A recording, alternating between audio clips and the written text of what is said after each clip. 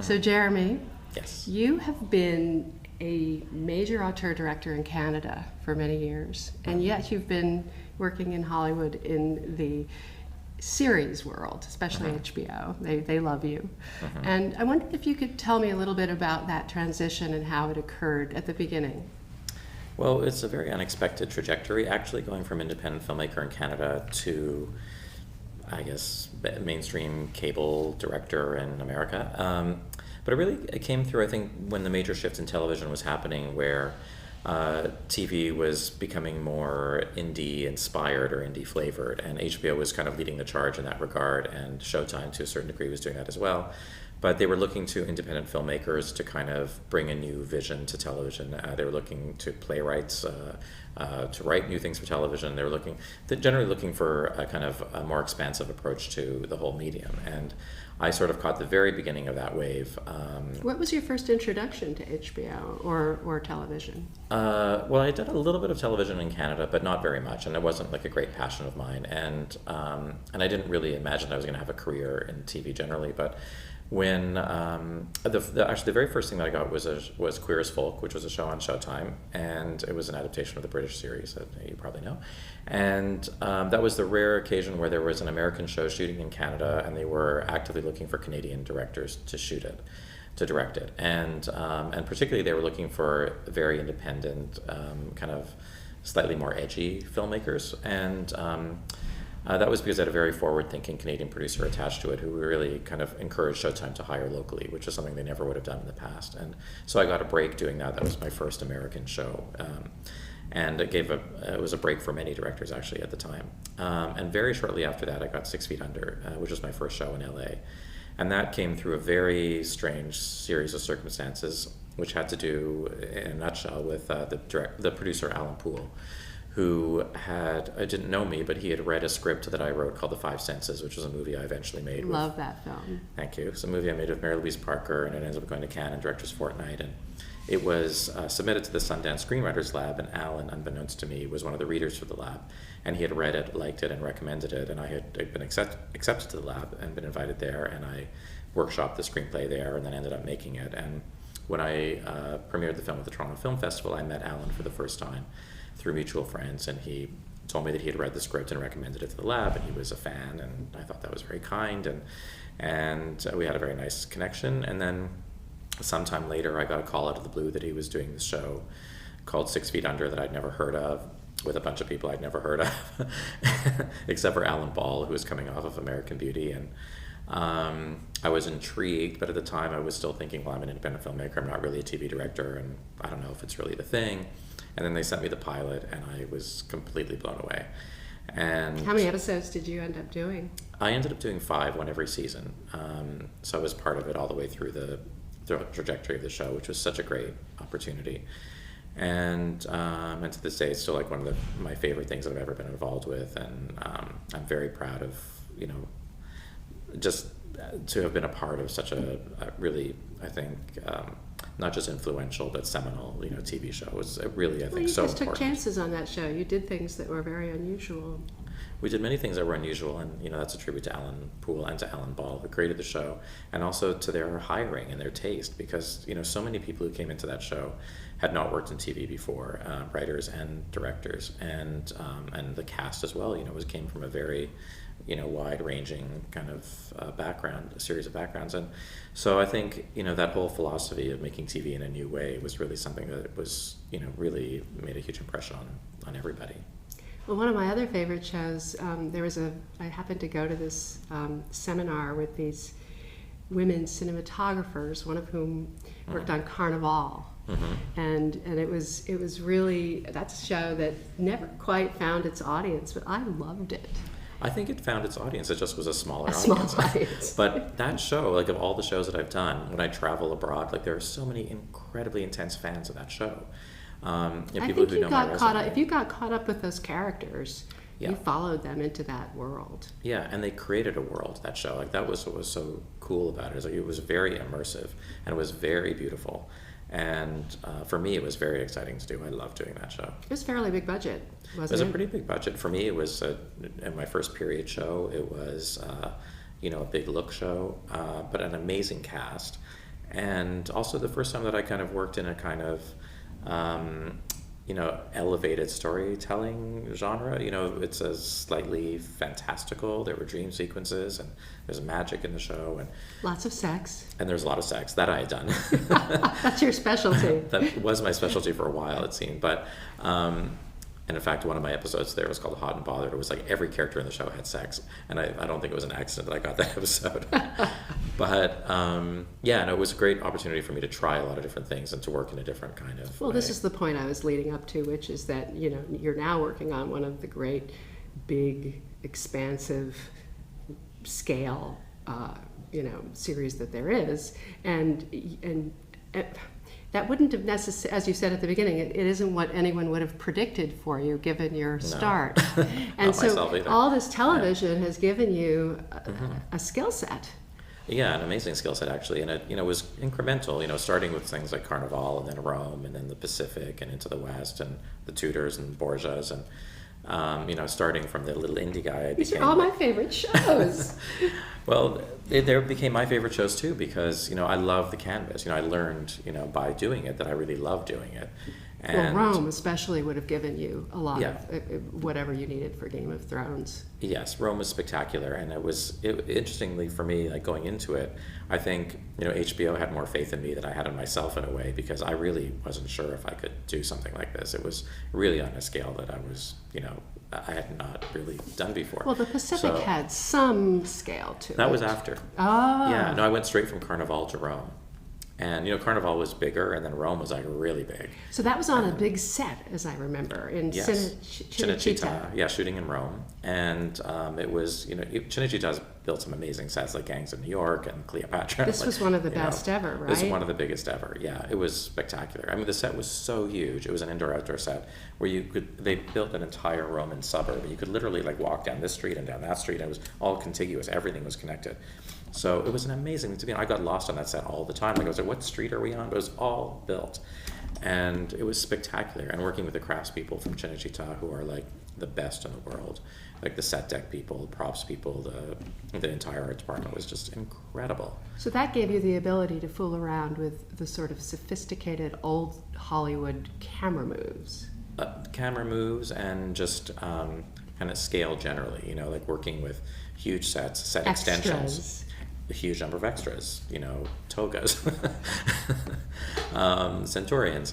It was really like an old Hollywood thing. It was one of those kind of things where when I was on that set, I thought I wish everyone that I knew could be here and just watch this whole process and watch me doing it, because nobody would have ever believed it. Like I could barely believe that I was actually there doing it. But the bigger surprise was how much fun I had doing it. And at first I was very anxious going in, but then at a certain point you realize that filmmaking is filmmaking, and you're telling a story, and it's characters, and it's drama, and it's interpreting a script, and It's being organized and very well. having people to support you in that regard. Yes, and in fact that is the thing. The bigger you get, the better your support gets. Usually, you're working with people at a very high level of skill, and they contribute an enormous amount. So it makes your job a lot easier, in fact. But I mean, you still have to have a particular skill set. Like you do.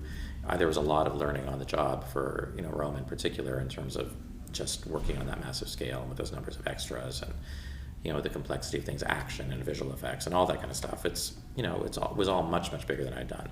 But it's at the same time, I intuitively had a grasp of a lot of that stuff without knowing how somehow, but I did. And then you went on to, so how many of those did you do?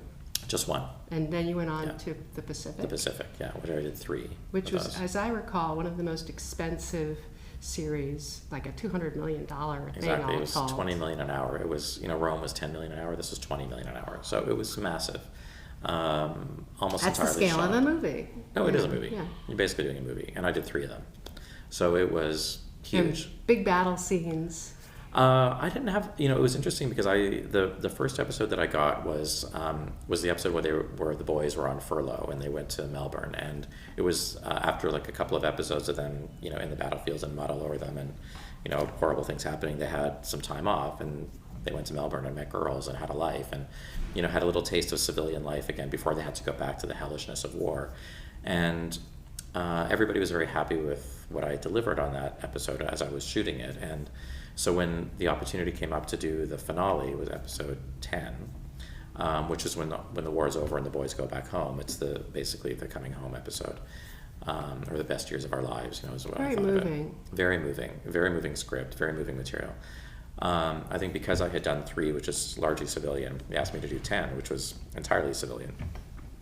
And then, so I did 10, and that was happening. And then I got asked to do an additional episode, which was the Iwo Jima episode, which did have a huge battle scene, but I did not direct the battle scene because that episode was started by David Nutter, who's a very fine director and a friend, and he had to leave partway through the show because he had another commitment and because the schedule had expanded. And so you two both got nominated we for did. that. We were as co-directors on that. It was a very unusual situation. But he had started it and shot the battle scene, which was the last 15 minutes of the episode, and then had to leave. And then I directed the rest of the episode, which was set in America largely.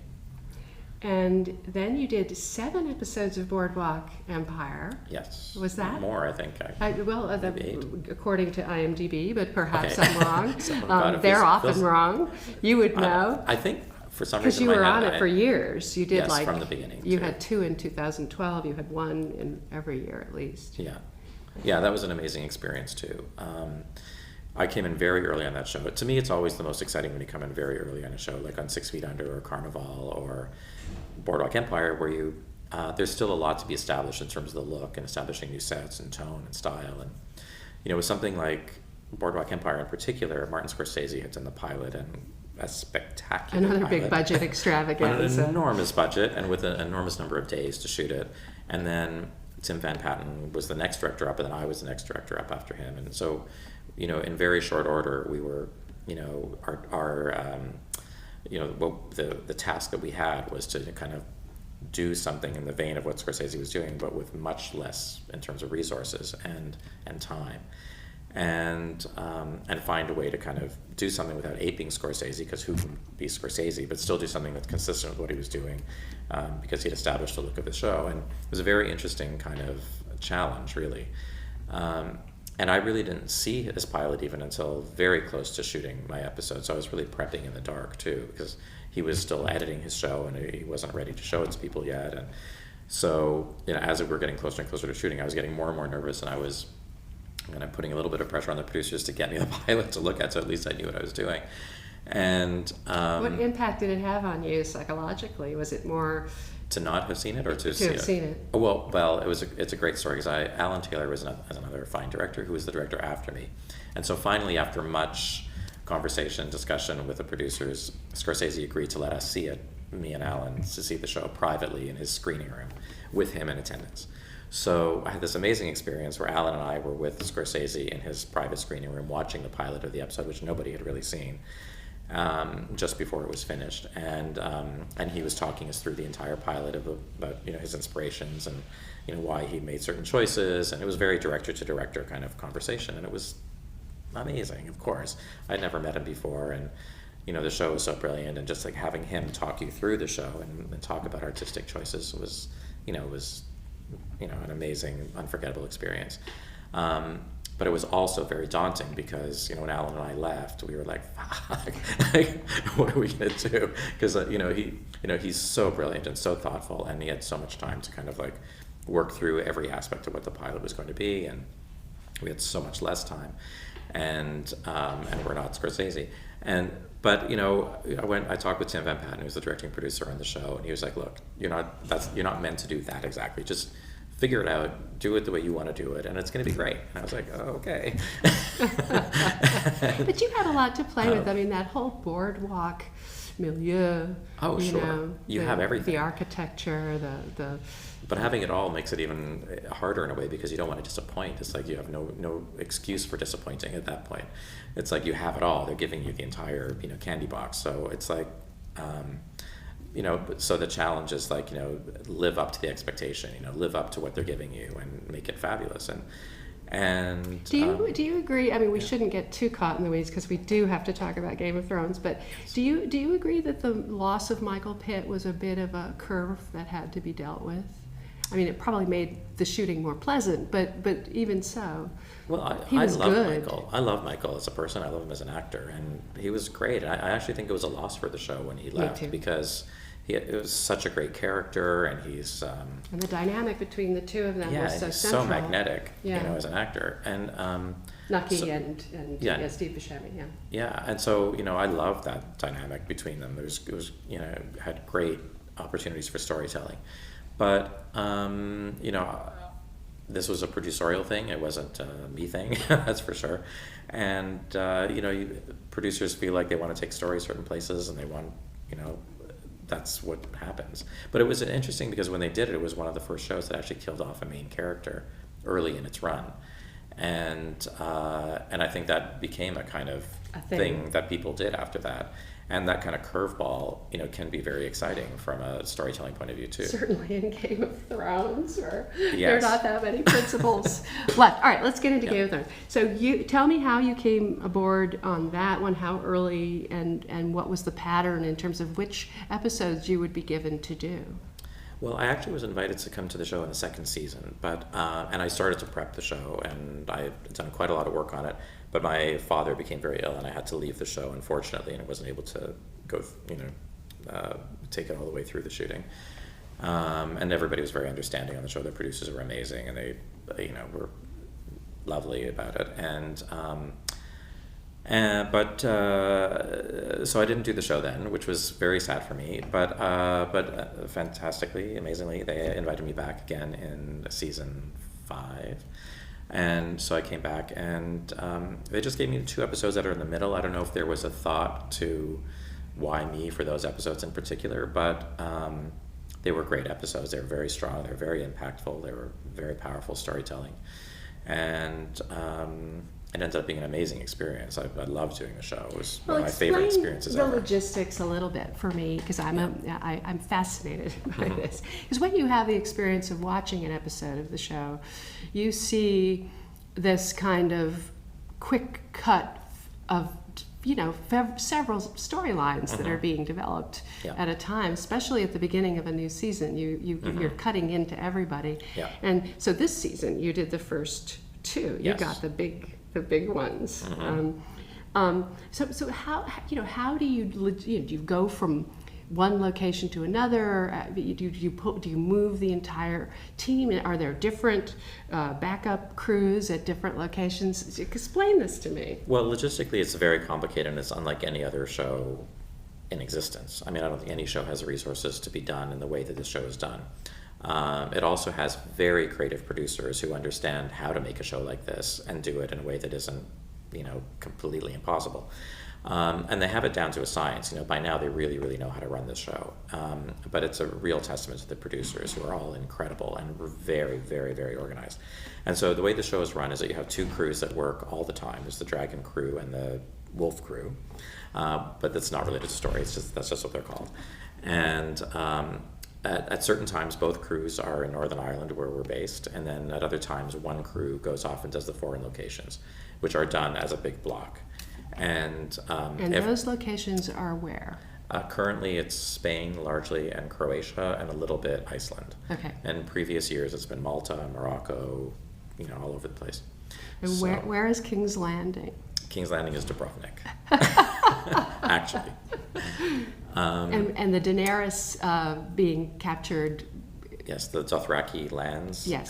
Those are in Spain as well. Okay. Very beautiful. In my episode in Bardenas. That's They're right. all over Spain. So let's talk about how you shot those 2 first episodes of this season.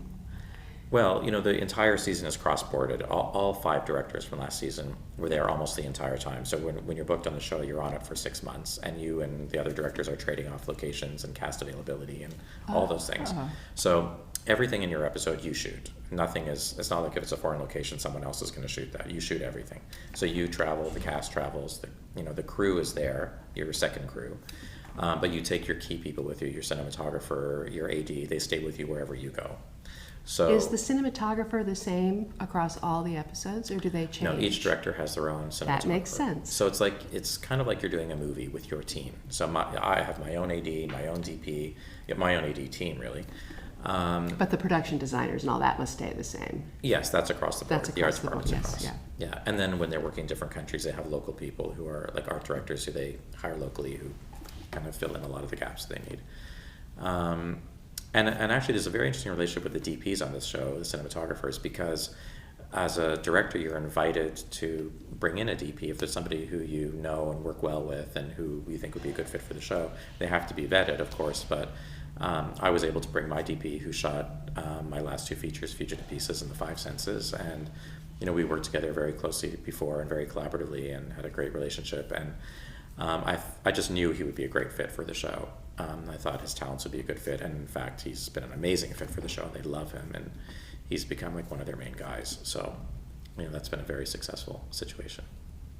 So let's talk about some of the characters here. For example, Jorah Mormont. How do you say his name? Is that right? That's it. Yep. I love this guy. Yeah, well, I'm one of the Ian Glenn, many amazing. women in the world who have a total crush on this guy. Yeah, you're definitely not alone. Ian Glenn. So he is a fascinating character, and he's developed over the seasons. He's the loyal, staunch, supportive warrior. Yes. But he's also oddly vulnerable, and he's in love with her, but there's no sex. So explain this guy to me.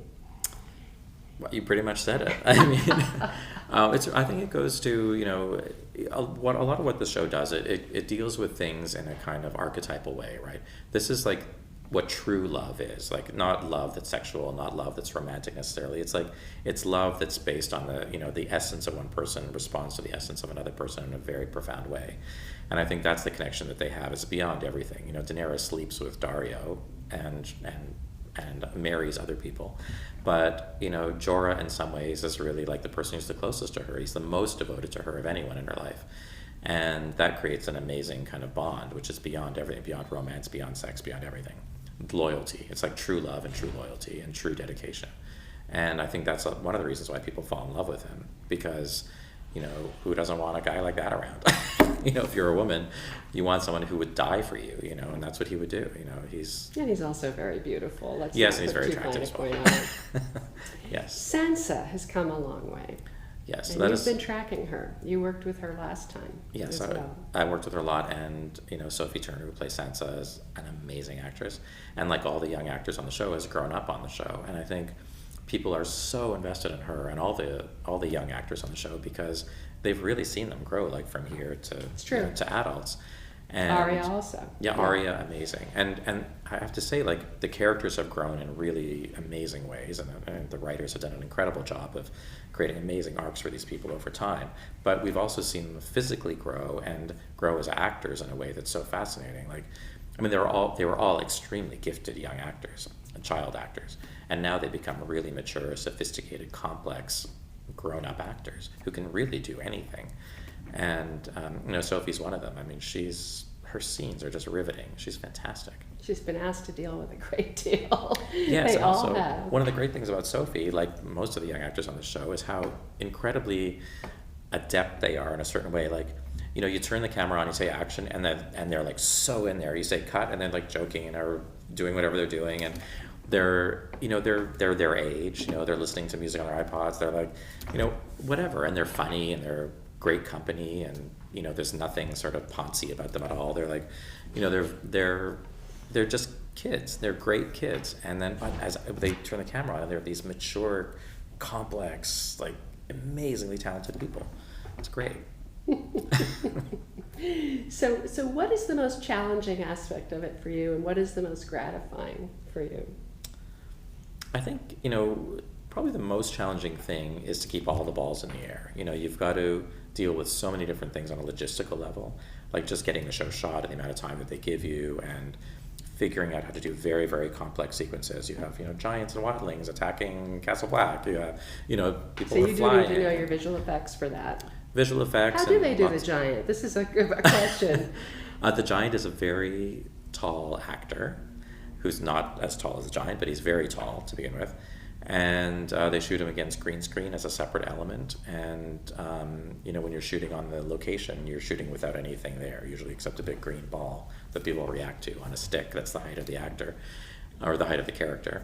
And so there's a lot of, reacting to, something imagined. And then in post-production, there's almost 2 months of shooting after the principal photography where they do all the green screen effects, and the dire wolves and the giants and the huge crowd replications and all those things will all happen at a later date. And inserts, I would imagine. Second Inserts, units, not so much. No? Yeah, I mean. Do you do second units like they do in movies? There's no second unit per se. But the second unit is really kind of the VFX unit, but you don't have a second unit when you're shooting. So all the action in your show is yours. It's not like it's given off to the action unit or something. You direct everything, which is one thing that I love. Nothing's kind of parted out, and you can really then have ownership of your show too, because you really did do everything in that show, and from the smallest thing to the hugest thing. And that's do you get into exciting. the editing room? And Yeah, you're responsible for all of that too. And Yes, who's in very the much editing so. room with you? The way it works on most shows, by Directors Guild rules, is that you have a certain number of days to edit your episode alone with the editor before anybody sees anything. So the editor will do an assembly as you're shooting. Sometimes during shooting, I'll go into the cutting room if I have a few days off and just give some notes to the editor so he can kind of do a more refined job of his assembly. And then once his assembly is done, only the director sees it. And then I go into the cutting room with the editor, and we work for a certain number of days or weeks, depending. This show, they're quite liberal on the editing days for the director. They'll give you more days if you want more days to really make it solid, as long as it doesn't bump against their delivery, because they need to kind of get in there at some point. And then it goes to the producers, and the producers give notes on it, and then Frank Dolger's the producer who goes into the cutting room with the editor and executes all the producers' notes and the network notes. And it's a kind of typical process where the director delivers their cut, then the producers deliver their cut, and then that's the show. You must have been very gratified when they said, "Hey, we're going to give you the first 2 episodes." Yes, it was very exciting. That's like, making... Well, yes, it's very exciting, because especially this season, because it's the first season completely off the books, and I knew that for the fans, there's a huge amount of anticipation and excitement about what it was going to be, and also the cliffhanger from the season before was so major. And everybody was talking about Jon Snow. Everybody was talking about Jon Snow. And you couldn't tell anybody. And I could tell no one, not even the closest people to me in my life. So, yes, the secret was completely sealed with me. So yes, it was very exciting to do it. There's also a pitfall in doing the first 2, because it's always a danger at the beginning, because there's so much reminding of the audience of where they left off, and then Explication. Yes, so you're kind of doing a little bit of that, and then there's also laying track for what's going to come later. And so if it becomes too expositional or too sort of track laying feeling, then the episodes can be a little tough. But the great thing with this season was that they just started off in exactly where they left off. Jon Snow was just still in the snow, covered in blood, freshly killed, and all the stories were like that. You just kind of picked up right away, and it just took off like a runaway train, and that was great for me from a storytelling point of view, because it was there's no setup, there's no laying track. It's just boom, you're in, and I think for the audience it was very satisfying. But you did have to cover many different stories. Yes, but that can be really good too, because there's a huge amount of variety in the shows. So you have, you're in all these different worlds, you're everywhere. And I think what was so good about the writing is you didn't just feel I'm just checking in with that person or that person. It was really the stories are really progressing, things are happening. And I think this whole season has a bit of that kind of feel where, characters who had never met before are meeting, storylines are colliding, things are coming to a head, the winter's coming, it's really coming, all that stuff. And that was exciting. It was really cool. Well, thank you so much for sitting down with me. This was fun. I've been saving these questions for you. You're the first person from the show that I've actually sat down and talked with, so this has been really totally my fun. pleasure. Thank you. Thanks.